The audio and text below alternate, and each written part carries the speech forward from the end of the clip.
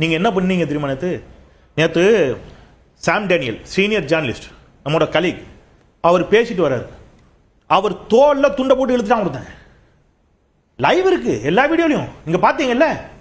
எந்த அரசியல் கட்சி தொண்டராவது இப்படி நடந்திருக்காங்க, பிஹேவ் பண்ணிருக்காங்களா? அவரை சுத்தி நின்று கத்துறான், ஆடுறான். நீங்க எப்படி உருவாக்கி வச்சிருக்கீங்க? நான் திருப்பி சொல்றேன், அரசியல் மயப்படுத்தப்படாத வெறும் ரசிகர் கூட்டமாக ஒரு கூட்டத்தை சகோதரர் விஜய் வைத்திருக்கிறார்கள். முதல்ல நீங்க அதெல்லாம் சரி பண்ணுங்க. அது இனிதானே நடக்கும். அப்படி கிடையாது. அது வரைக்கும் எத்தனை பேர் சாவுறது? எத்தனை பேர் வந்து நேற்று அழுறாங்க திருச்சியில? இன்னைக்கு அன்பில் மைய சொல்லியிருக்கிறார், பள்ளிக்கல்வித்துறை அமைச்சர் சொன்னதை வாசிக்கிறேன். சையது முர்துசா பள்ளியோட மேற்கூரையை உடைத்து கழிவறையை வீணடிச்சுட்டு போயிருக்கிறாங்க.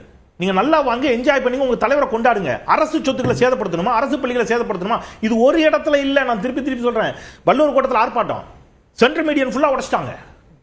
இப்ப ஏர்போர்ட்ல முழுக்க வந்து பேரிகார்டை உடைச்சு நாஸ்தி பண்ணிட்டாங்க. போர்க்களம் அவங்க கட்சி தலைவர் பேனரை கிழிச்சு தூக்கி தூரப்பட்டாங்க. அப்ப நான் என்ன சொல்றேன், நீங்க இங்கே ஆட்சியாளர்களையும் இதற்கு முன்பு ஆண்டவர்களையும் ஆள வேண்டும் என்று நினைக்கக்கூடியவர்களையும் திராவிட இயக்க அரசியலையும் தமிழ் தேசிய அரசியலையும் இடதுசாரி அரசியலையும் வலதுசாரி அரசியலையும் எல்லா அரசியலும் நீங்க கேள்வி கேளுங்க. அதற்கான ஒரு ரைட்ஸ் உங்களுக்கு இருக்குது. அதற்கு முன்பாக ஒரு அழகான பக்குவப்படுத்தப்பட்ட அரசியல்மயப்படுத்தப்பட்ட ஒரு இளைஞர் கூட்டத்தை உருவாக்குங்க. ஒரே ஒரு